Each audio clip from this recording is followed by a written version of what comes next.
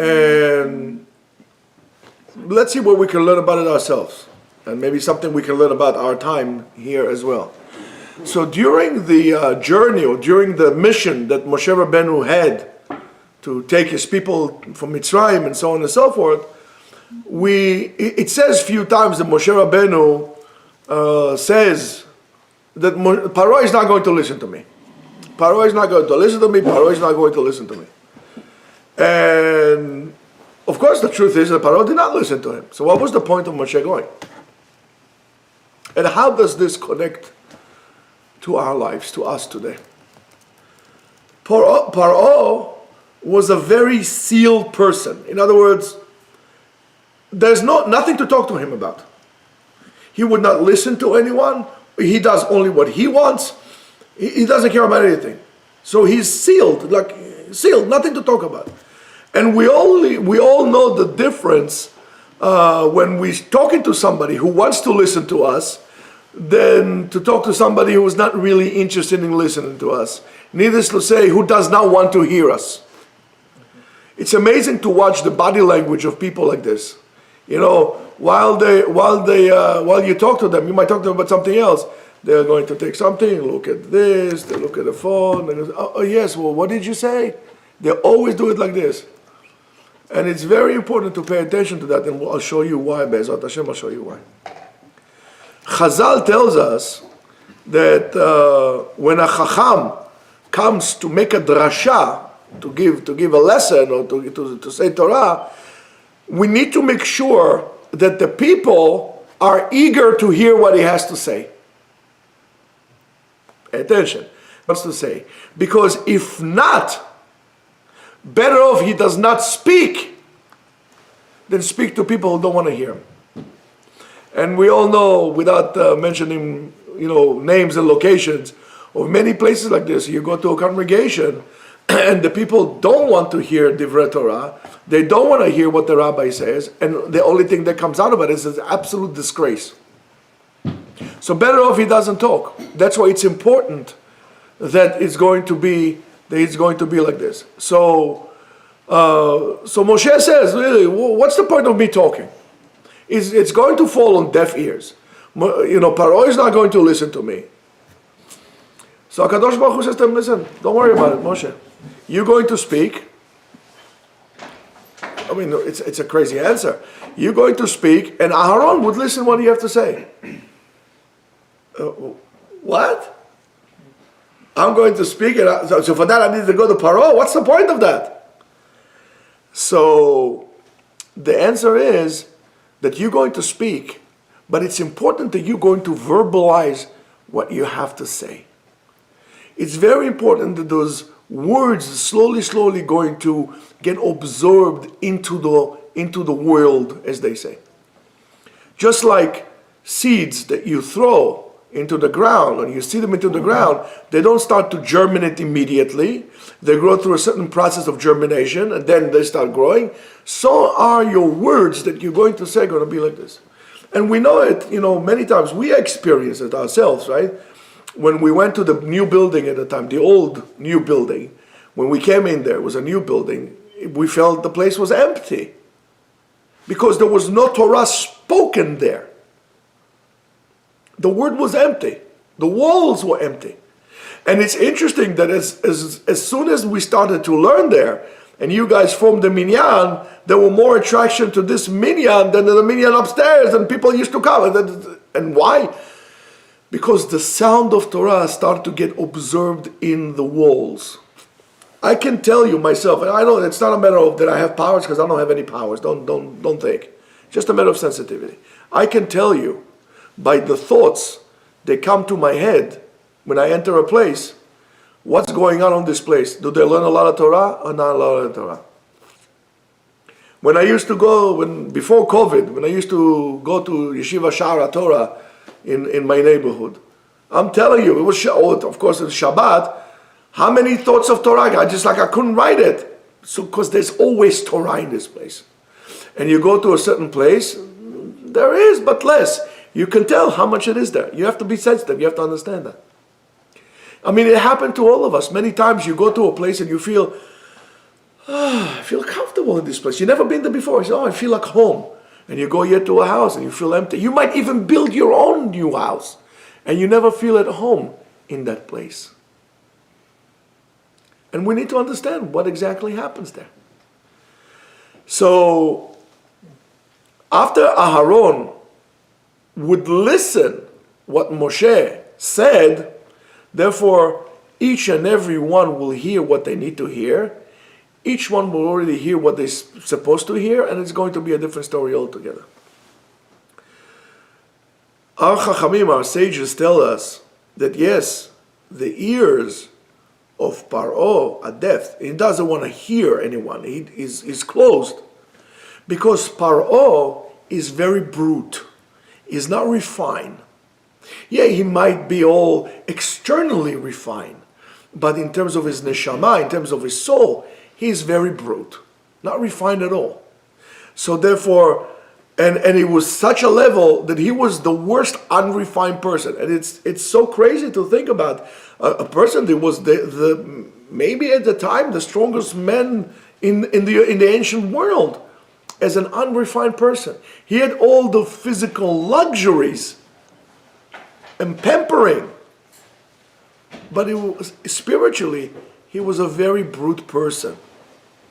But still those words must be said by Moshe Rabbeinu in order for the world to hear those words. And once the world hears the words, it's going to have an effect on Paro as well. It's so interesting that the words of Moshe Rabbeinu, Shalach et Ami, became a slogan by almost everyone who cried for freedom, whether it was Nelson Mandela in South Africa, whether it was Martin Luther King in America in the 50s and the 60s. They all use Moshe Rabbeinu words. This is to show you the power of the words of Moshe Rabbeinu. Over 3,000 years, they still lingered in the world in terms of freedom. That's the power of the word, and that's what Moshe Rabbeinu did. And we all know that we all know something about sound waves. Now, sound waves are what? The form of energy, right? I'm creating an energy. It's a wave that goes out. Now, as you know, there's no loss of energy. And this energy, once they come out of my mouth, they penetrate. And they continue basically going until forever, until the end of the universe. And it's very important to understand that. It's just, we understand what sound waves have. For example, you might have radio waves, you can have microwaves. For all you know the effect even of 5G waves, according to the conspiracy people, what they do to you, as they say. We understand that those things had effect on us. But as much as they do effects to benefit us, chas v'shalom, they could have an effect to harm us. As in the case of, for example, gossip or lashon hara, when we gossip about people, we speak badly about people, that has an effect on things. The speech, the words that came out of Moshe Rabbeinu became, in a way, the pipeline, or the main pipeline of the light that came down to this world. I would say the light of freedom that goes on and spreads all over Egypt. All over Egypt. And it's affecting the awareness of everybody. It's affecting the awareness of everybody. And as we say, Hadibur ne'emar, hazera niklat. The words were said, the seed was planted. That's why you have to be very careful and to pay great attention to what you allow to penetrate your ears. If it wasn't for the media bombarding you 24/7 with their agenda, America today would not have been what it was, what it is today. It would still be what it was 50, 40, 60, 70, whatever years ago. Slowly, the process is slowly. And in a way, I'm really concerned for the future of America because of the one-sidedness of the media control over our lives. We know one person that used the words, the power of the words, to almost destroy the world, and that was Hitler. And then if you think about it, last night, when I was laying in bed, because I have nothing else to talk about, I was thinking about the power of Nazi Germany and what they had done that sometimes seems forever, but it was only for a short period of time. They started, World War II started September 1st, 1939, and ended up in August 1945. That's not so many years. And it seems like they ruled for 100 years. And it's all due to the power of the word. That's why you have to be very, very careful. And you see that there are people who hear it based on their own internal frequency. There are people who hear it immediately, and there's some people who take it slowly to hear. It takes more time. As you see in the third plague that Moshe brought on Mitzrayim, the Chartumim, those magicians, Egyptian magicians, already says, Echba Elokim here. God is involved with this. They already heard the word of Moshe. They start to get a different frequency out here. And the last one, of course, to understand the world of Moshe that penetrated him, of course, was Paro. At the end, when he was drowning. As he tells us, that's what we have in the Tefillah, or in the Chumash, it says, Mi chamocha ba'elim Hashem, mi kamocha. The Medrash tells us that when Paro was drowning, he realized finally the greatness of Hashem, and he says, he acknowledged Hashem, and then Hashem saved him. So mi chamocha, like he was drowning, and then he says, mi kamocha, when he was saved. Of course, the Midrash tells us he became the king of, where? Yeah. Nineveh, yeah. So, one of the greatest tikkunim of the whole story of Mitzrayim is the passage or the transformation that a person has to do from Paro to Pesach. We said already Paro, the words Paro, we can split into two, which means pera, a bad mouth. Paro, pera. Vepesach, po, sach. Here, lasuach is to speak. However, the gematria of sach, samechet, is 68. And 68 is the gematria of chaim, of life. So to transfer from Paro to life, that's the tikkun that they were going through, and that's why it's Yat Mitzrayim. When we say Pesach, the mouth is talking good things. When you take good things, you get life. You realize when you are involved in being positive and seeing good, you realize that it's actually good. And here, yes, right here, it is good. But how much are we in touch with this? There are many people who will be very, very careful with what they put into their mouth in terms of kashrut. They'll get only super kosher, super paduper, maduper kosher, glat, super glat, appropriate kasher le'achilat Mashiach. So people pay attention to what comes into their mouth. But people are not that careful with what comes out of their mouth. One of the ways to lose control of what comes out of your mouth is be completely impulsive. And when you are completely impulsive, you don't pay attention to what comes out of your mouth, you lose your life. So that's why it's very important to be quite aware on what are you talking and what comes out of your mouth all the time. If I'm in the awareness on the state of mind of Paro, that it is here, is bad, I need to be aware of it, and I need to also know if I'm in the awareness of Pesach, of life as well.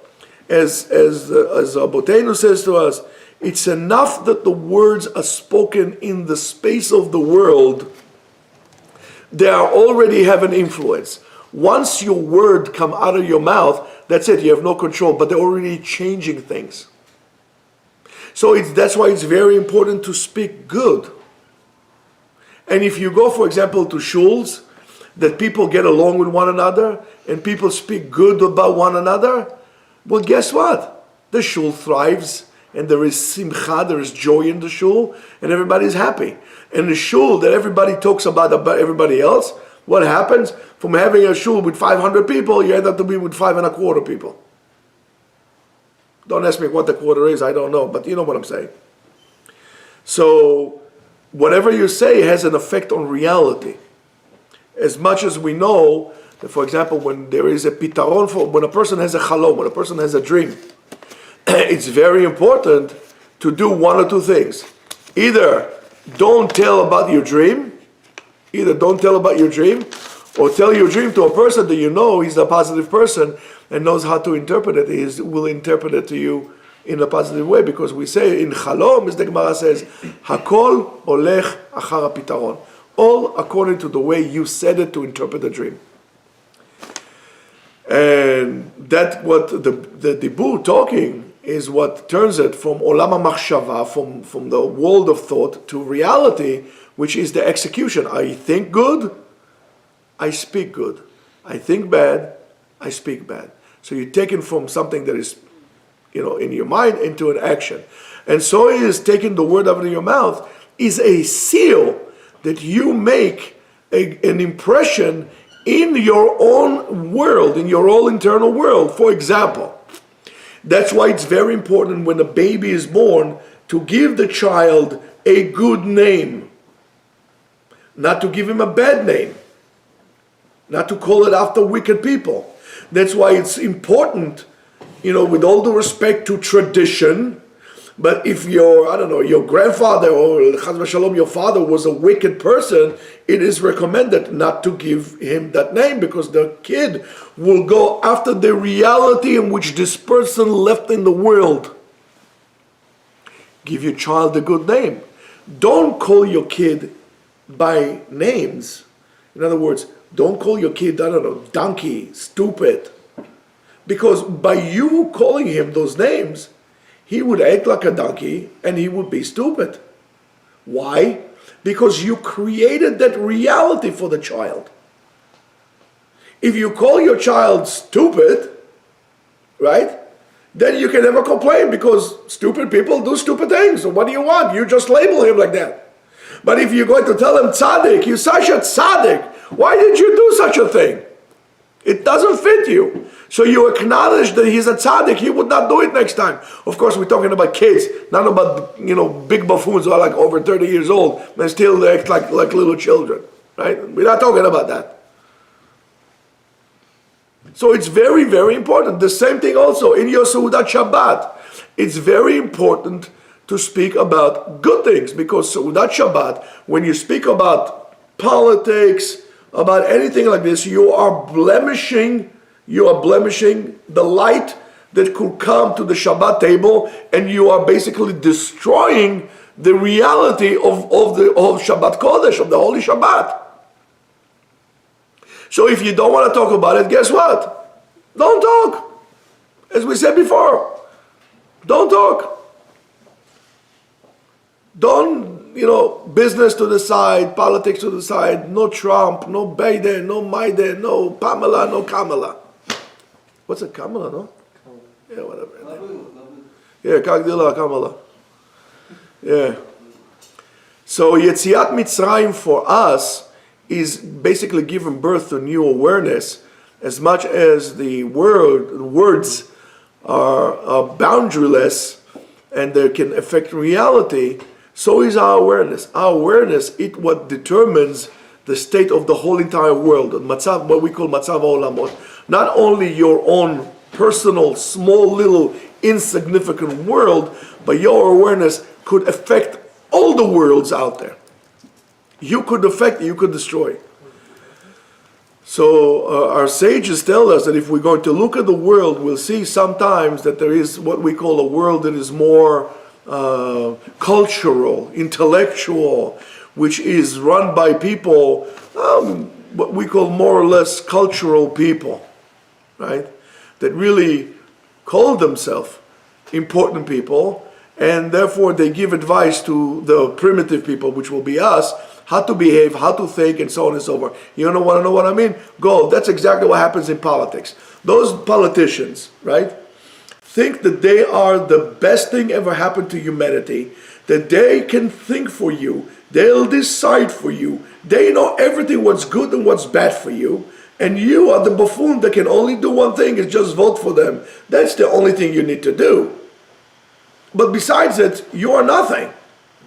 I mean, so much for being so cultural, right? God, please God save us from such culture. But that's exactly what happened. Or on the other hand, the world is being run by absolutely lunatics who destroy and harm the world, and they control. In other words, that our history, our modern history, really moves between those two extremes. Either we have dictators, or we have those, super liberal intellectual that know what's good for everybody. So, what is this seesaw? What this movement depends on? We go from this extreme to that extreme. So I have news for you guys. It all depends on Am Yisrael. It all depends on us. In every chelik in the world, there is also the inside. Everything in the world, everything in the universe has an external side to it and an internal side to it. Has a physical part for it and has a spiritual quality to it. And the klipa, which is the chitzoni, which is the outside, it's the shell, that's the point that is ra, that it's bad. And then of course there are levels in that klipa, in this chitzoniyut, in this externalism. There is further external, further external, further external, until the complete edge, that's the lowest level of externalism that a person can get. That's what Paro was.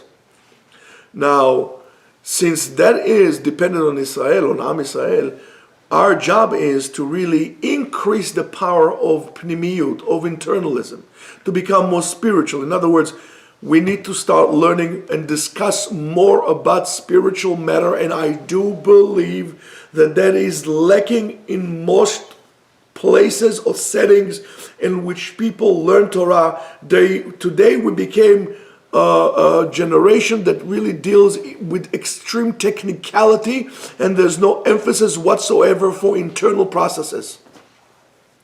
It's all about measurements and practicality and how to do and what to do, and it doesn't deal bichlal with the inside of the nefesh or with the neshama. Nobody talks about these things anymore. And that's our jobs. And then when you do so, right, nobody talks about, for example, musar. It became very bad, like steps to really fix yourself. Elevate, not fix just because something is bad. But now let's say I'm okay. How do I get from this stage to that stage? By making more technicalities? No, that doesn't work like this. Do we respect Talmidei Chachamim as much as we should? No, we don't. We should bring up a stage or a place that the most important people in Am Yisrael are the Talmidei Chachamim. Oh, these are the Bnei Torah. And these are the people that will pay attention, or should at least pay attention, to the state of the internal state of the person, not to his external state. And we spoke about it regarding clothing and so on and so forth. And we did say what makes the person. The clothing makes the person, or the person makes the clothing. We got too hung up on the external aspects of our human interaction that we forgot to examine the person inside. So, of course, if I would wear a frock and I wear a borsalino and I grow my beard and I have those crazy peot like this, and, so therefore you consider me to be a big, great, wonderful rabbi. However, I can wear a pair of jeans, I could be the same person, and maybe put a nice flannel shirt. There's nothing wrong with a flannel shirt, maybe even cowboy boots, and you won't hear, a word I'm saying. Because you're stuck in externalism. And that's a state that when that happens in Am Yisrael, so those things happen when the pnimiyut, the internal part of Am Yisrael, becomes the more dominant. So therefore, Chasidei Umot HaOlam, the righteous Gentiles in the world, are being awakened, and therefore they run the world in a different manner than it is run.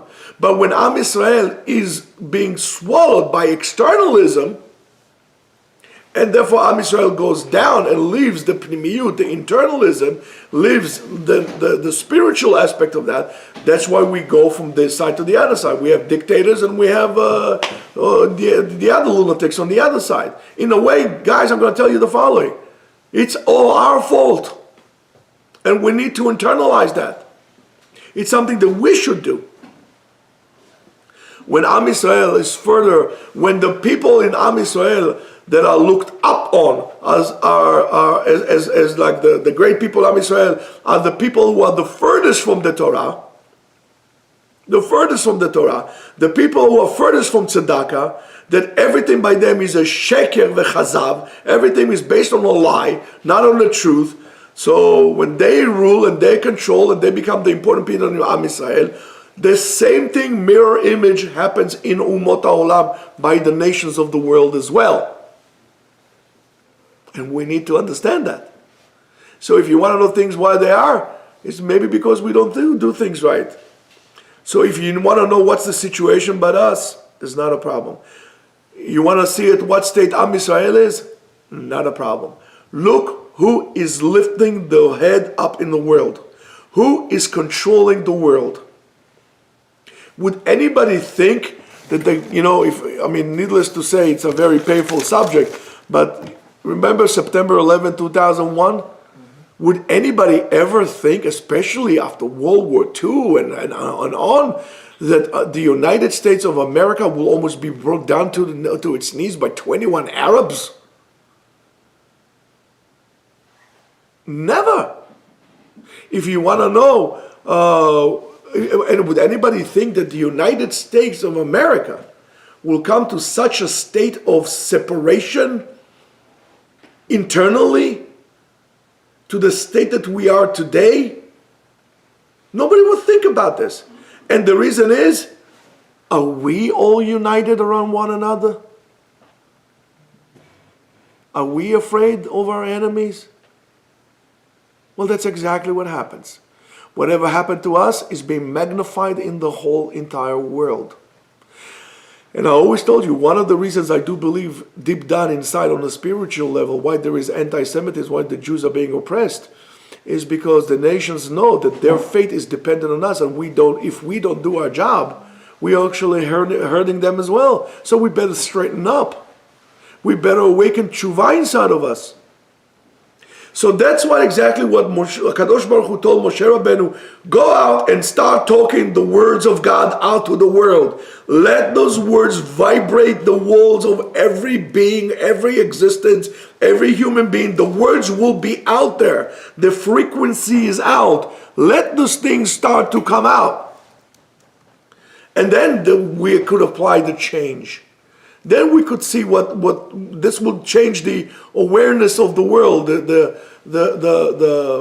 situation, the mindset in which the world is. We bring freedom to the world. And again, the concept of freedom to the world was first generated by the Jews. The concept of freedom, if there's any human being that is free today in the world, is only because the Jews, through the Torah, of course, introduced the concept of let my people go and the concept of Shabbat. So every human being that is free out in the world should come and kiss every Jew we can find, not stone him. And that's a word that is not being spoken enough. We as Jews initiated freedom in the world, not anybody else. Because if not, everybody would have been slave, working as feudal people. That's exactly what it is. Look at the responsibility that we have. So of course we always spoke about the Makot and Mitzrayim, and we spoke about before about the Makot and Mitzrayim, and we spoke about the spiritual aspect of those plagues of Egypt. But there's another point that maybe we should really clarify here. And we said that the Makot to Egypt, those plagues to Egypt, were something negative. In other words, it was something that was a plague to them, but yet was a form of a medicine to the Jews. As the Navi Yeshaya, as Isaiah says in chapter, Yeshua chapter? 53. Wrong. I'll take it, no, right here? 4. 19. Verse 4. 22.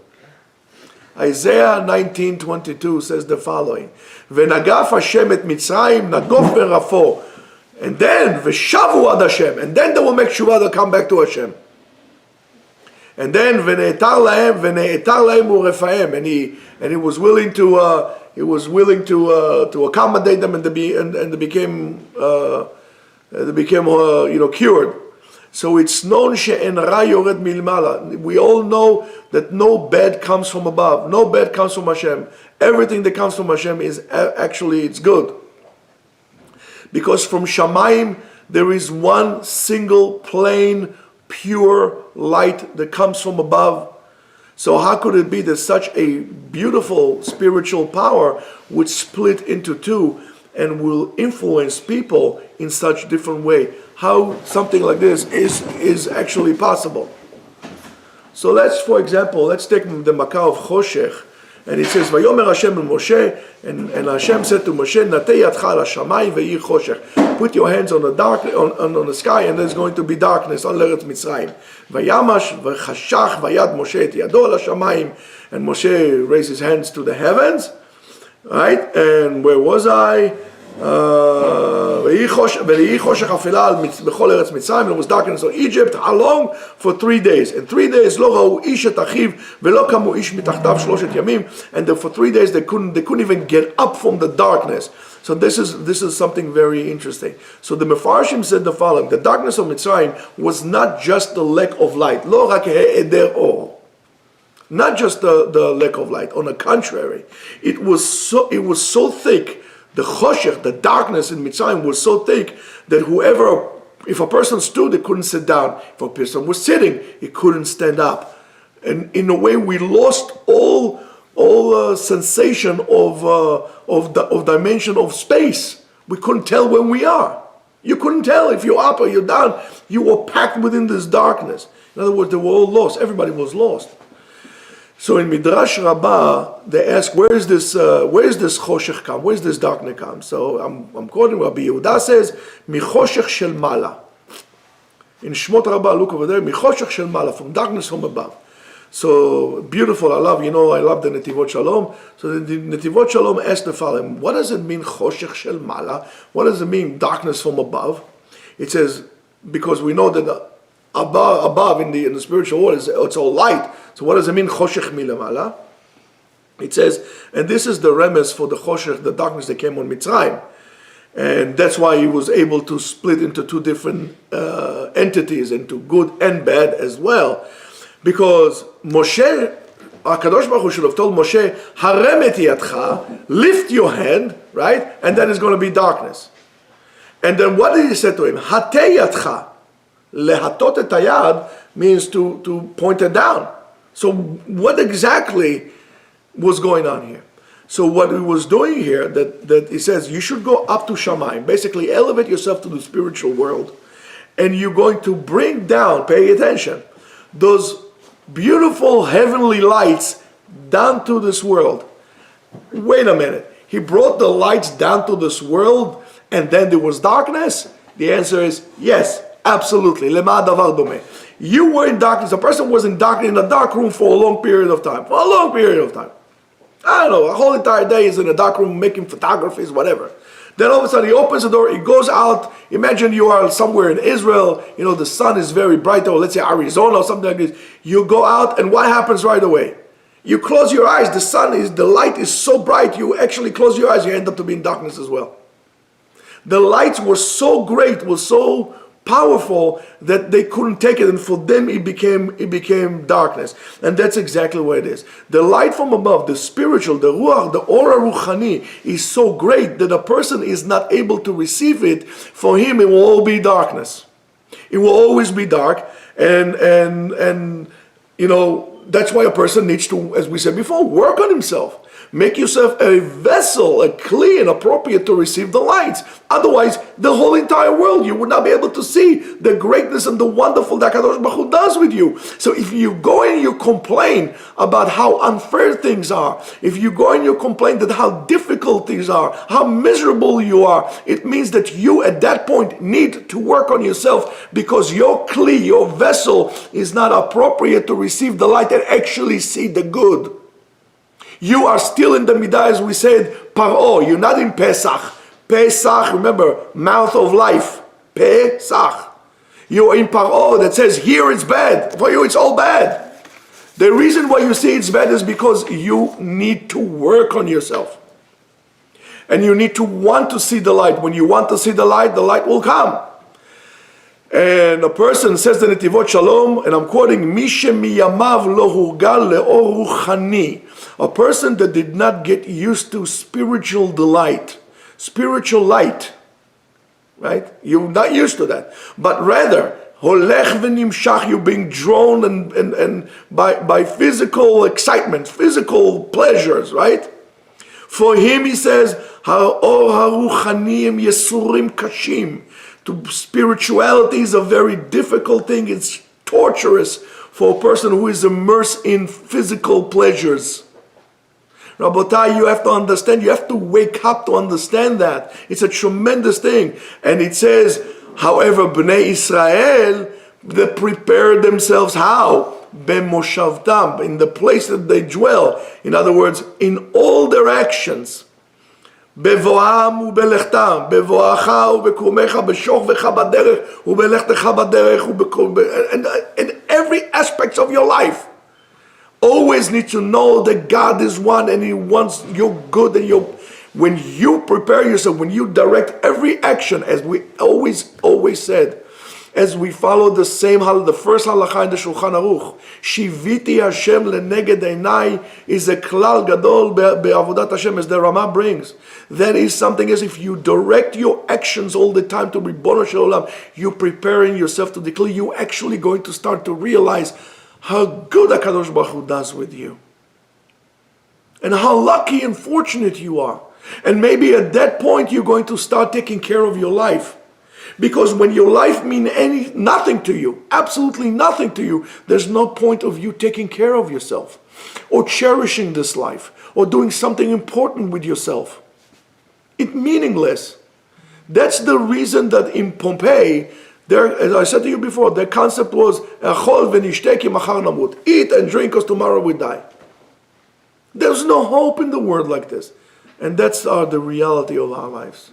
And we need to understand. We live right now in a very difficult and complex reality of what we call Yemot HaMashiach. It's around the corner, Rabotai. It's around the corner. And we are mamash, seconds before the complete redemption. Just like they were in Mitzrayim. We just were in Mitzrayim.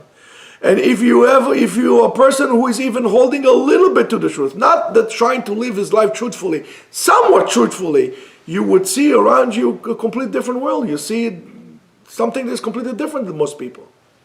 Completely different than most people. As the Navi says, Have omrim lara tov, those who say to the bad that is good, vela tov ra. The Rambam talks about it, by the way. The Rambam talks about that the good food for you is not something that is sweet, it's something that's a little bitter. Most of the people go after something sweet, and it's bad for you. Yeah, you're going to get diabetes out of that. Eat greens and vegetables, they'll be better for you. It's everything reversed. What is holy is not. It's so pathetic that today, in today's day and age, the emet became sheker, truth became a lie, and the lie became the truth. It's unbelievable what we live in. It's a crazy world. Of course, there is a tool for that, and there's a way for that, right? Everything that the Kadosh Baruch Hu hates, mamash, for him is mukse michamas mius. It's repulsive to Ribono Shel Olam. We cherish that, and now there's no concept of busha. There's no something. Everything has to be public. Please leave something that you should not share with everybody. There's no busha anymore in the world. No embarrassment. It's a terrible state that we're at. And a person should be very, very careful with what is popular. Usually with what is popular right now, you should know it's something you should stay away from. Because of the state of the world that we're at. It's very important. So Moshe Rabbeinu, as we call him, Ra'aya Mehemana, right? It says in the Zohar, the Yavo Yamim and this people, and this, what the Zohar says, it's really amazing. There's some people who are going to steer away from Torah like a person steers away, Chas v'shalom, that's what the Zohar says, from a dead dog.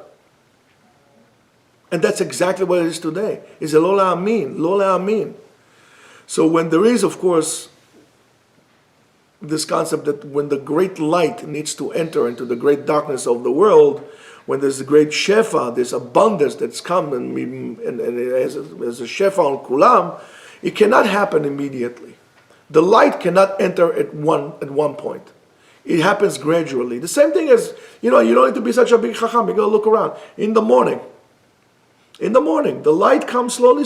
It doesn't go like this, turn on the light, turn off the light. Gradually, started like dam. Slowly, the sky becomes red, just like in Mitzrayim. All these things are the same thing. Slowly. And by the way, when things are going down, it's also like this. It's not going to be all of a sudden dark. It's a process. But right now, we need to understand that that's what we need to do, and we need to commit ourselves to the process. We need to commit ourselves to receive spiritual food all the time.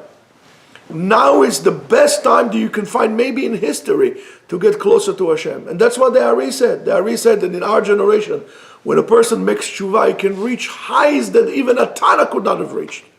Because everything is so removed. So when a person connects himself to HaKadosh Baruch Hu, it has to be with such velocity that he will be attached to HaKadosh Baruch Hu. Alachat kama v'chama, you should think about what will happen if a person, Chas v'shalom, does an Averah in our time. What a loss. What are you saying about Averah? Why, if I made an Averah now and made an Averah in the time of Beit HaMikdash, it was different? Yes, it is. Of course it's different. Because the reward that you could have gotten from preventing yourself doing the Averah and doing the mitzvah is so great that doing the Averah today is much worse than before. Much worse than before. So slowly, you have to do so, and you have to prepare yourself. The best way to prepare yourself for this, to prepare yourself internally, the tools to clean your kli inside, Rabotai, is lishmor ledivrei chachamim. Aseh lecharav. Create a reality. Aseh lecharav, not necessarily just make yourself a rabbi. Aseh lecharav, you have to act a lot. Aseh, act, rav, a lot. צריך להיות right now in the זמן של פעילות. Not, we can't say שלום עליך נפשי, I don't really care. שב ואל תעשה. No, עשה לך רב. You have to act a lot. If you're not going to help your fellow Jews to come now, it's lost forever. Today you're going to be able to give the people the ticket to make it to Mashiach or not. עשה לך רב. Yes, make yourself a rabbi. But you also have to be in action all the time. Take an initiative. Create opportunities for yourself. Be metar yourself. Midvar sheker tirchak. Now you have to go to the extreme for that. As the Chazon Ish says, when it comes to emet v'sheker, in enemy you have to go midat emet. But when it comes to chinuch, which is emet, and when it comes to issues of truthful, you have to be completely to the extreme. Tirchak, run away from sheker. Not only don't lie, run away from it. And of course, you have to prepare yourself. The best tool to prepare yourself is be kovea itim la Torah. Why? Because remember, that light that we spoke about, that pure light that brings the shefa to the world, or sheba machziram lamutav, the light in the Torah brings them back. Which light is that? The or hashamur letzadikim la'atid lavo. You could enjoy if you look at the Rambam. We have one more minute. If you look at the Rambam, when the Rambam talks about, and the Gemara talks about it, Ma ben Yamenu liyemot HaMashiach. What's the difference between our days and the times of the Mashiach? Nothing. Sheyu she'ela she'abud malchuyot.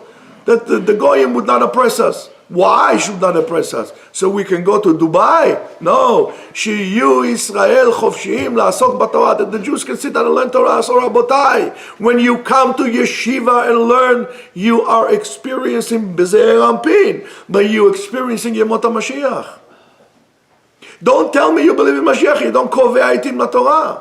That's why the next question after those nasata venatata kavata itim is tzipita leYeshua. Do you accept, look for redemption? It goes hand in hand. You can be free. You can be free unless you learn in Torah. You can prepare your kli for that. And the final biru is now. We just need to understand. We need to understand that we need to make it, because if not, HaKadosh Baruch Hu will make the determination who is appropriate, who made this kli appropriate, and who did not make his kli appropriate. Don't forget about those people that left in Mitzrayim. And that's the whole concept of renewal, itchadshut. And that's the greatness of HaKadosh Baruch Hu. Li'itchadesh b'chol yom, ha'mechadesh b'tuvo b'chol yom ma'aseh bereshit. Every day is a new day, every day is a new hope. And through good thoughts and good words, teach yourself to speak only good. When you speak only good, it doesn't make a difference on whom. You create a reality of goodness around you. And that will make you into appropriate kli. But there's no room to wait. No place to wait. And again, I just want to remind everybody, if anybody has questions, you could reach us at rabbigaon@gmail.com. You could go to the yeshiva@sion.com. Ask any questions. And what? YouTube. Yeah, what else? YouTube, Instagram, and all the other Merim Bishin. It's all there. You can join us, and if you have any questions, we will be more than happy to answer you. Until then, boys and girls, have a Shabbat Shalom.